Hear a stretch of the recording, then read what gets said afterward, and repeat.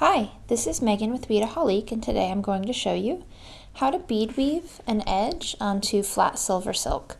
And I have here an example of using this technique. So on this one I've done a picot beaded edge with regular seed beads and with Rizo beads in the center. So I'm just going to show you how to do this It's really pretty simple. If you've ever done a beaded edge on bead embroidery, it's going to be exactly the same technique, and it uses brick stitch. So if you're familiar with brick stitch, then that will come in handy here. So what I have here are some 11/0 Toho seed beads, just round seed beads. Try to use a more uniform bead like a Toho or a Miyuki to get a nice uniform edge. You're not really going to be able to see as close in as it takes to be able to see through the holes in the silver silk. But if you're looking at a piece of silver silk in your hands, you can see that there's a little edge row along both sides. So that's what we're going to stitch through. The first thing to do is to pick up a bead and go through just that one little spot on the very edge and pull your thread through, but leave yourself a good 6 to 8 inch tail. Hold your tail down. Now you're going to take your needle and go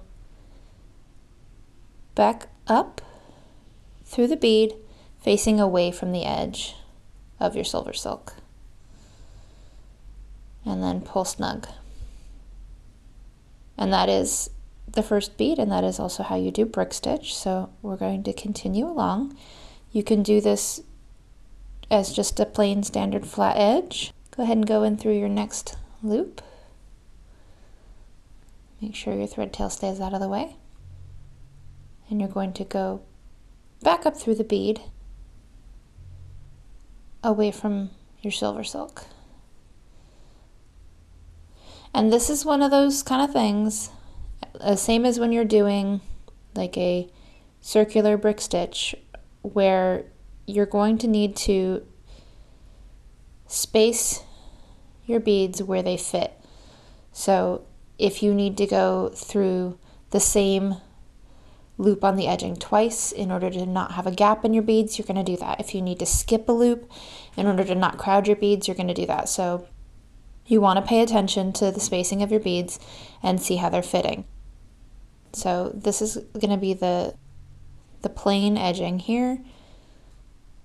I've just been going through one and it's fitting pretty well, but if you found them to be crowding or gapping, you'd want to adjust. These look like they might start to gap if we didn't go through one of them again. So just pay attention as you're spacing them. And then to form a picot edge, you're going to do the same thing, but instead of picking up one seed bead, you're going to pick up 2. And then you go through the loop. And when you go back up through the bead, you're only going to go back up through the 1. And when you pull that snug, that other extra seed bead is going to pop up and form the little picot. So I'll show you that again. Pick up 2 beads and go through the next loop.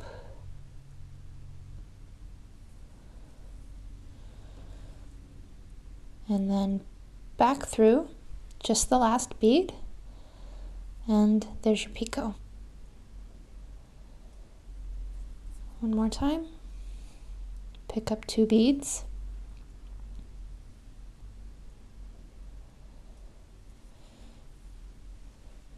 Go back through the last one. And pull snug. And now the only difference on this center portion of this necklace that I've made here is that instead of using all seed beads, I've used a Rizo bead, which is a pretty little drop shaped bead. And what you'll do is you'll pick up the Rizo bead and then pick up a seed bead. Go through the loop And then when you go back up through the last seed bead and pull tight, you're going to have the little longer drop. The Rizo is going to be your picot. On this necklace, to give them a little bit of space, I alternated between having the picot be a seed bead and a Rizo bead. So I would just do between, I'd pick up 2 seed beads,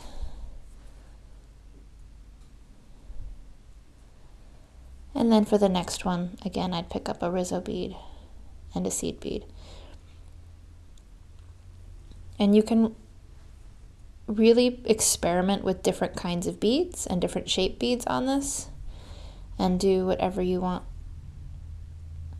and try it out to see how it looks, to give yourself a different kind of edge along the SilverSilk.